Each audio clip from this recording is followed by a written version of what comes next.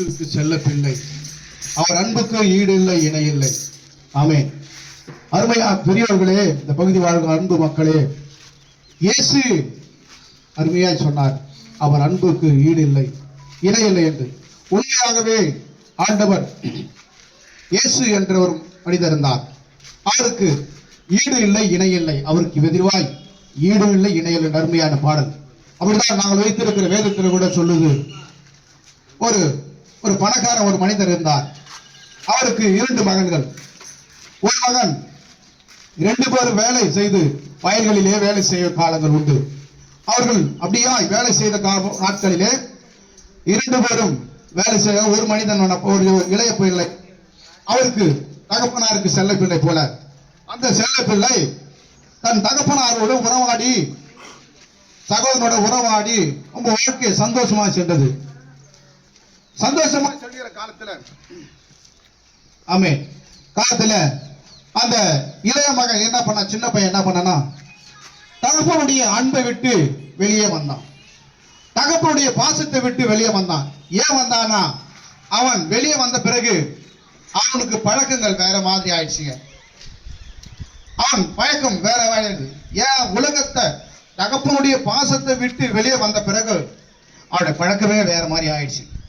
ஏன்னா தகப்பனுடைய ஒரு கைக்குள்ள இருந்த பிள்ளை வாலிப பிள்ளைகளோடு வெளியே வந்த பிறகு உலகத்தோடு ஒட்டி சென்ற பிறகு அவருடைய வாழ்க்கையே மாறினது.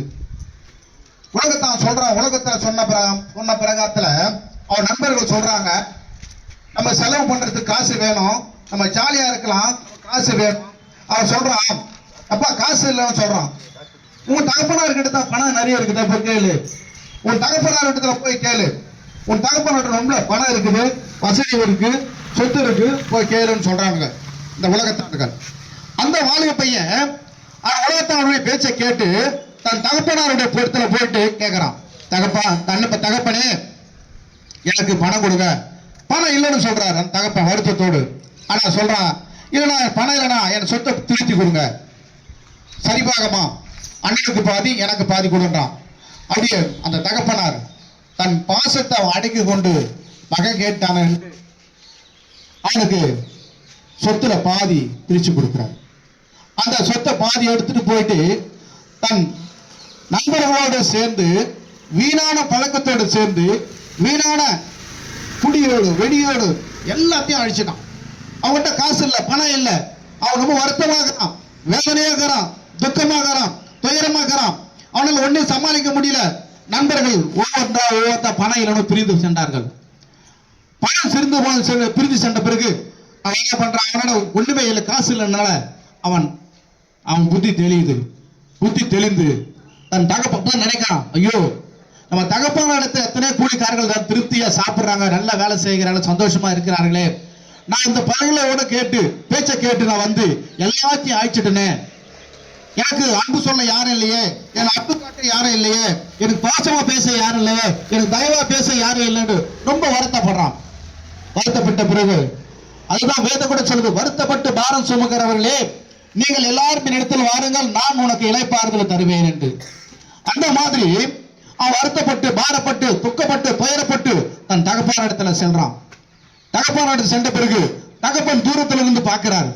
தூரத்துல கூச்ச போற பார்த்த பிறகு அதே நம்ம பக்கம் வராம அப்போ அவனுடைய சந்தோஷம், அவன் சந்தோஷமா நம்ம மகத்தான் என்று அவன் எதிர்கொண்டு போகிறான்.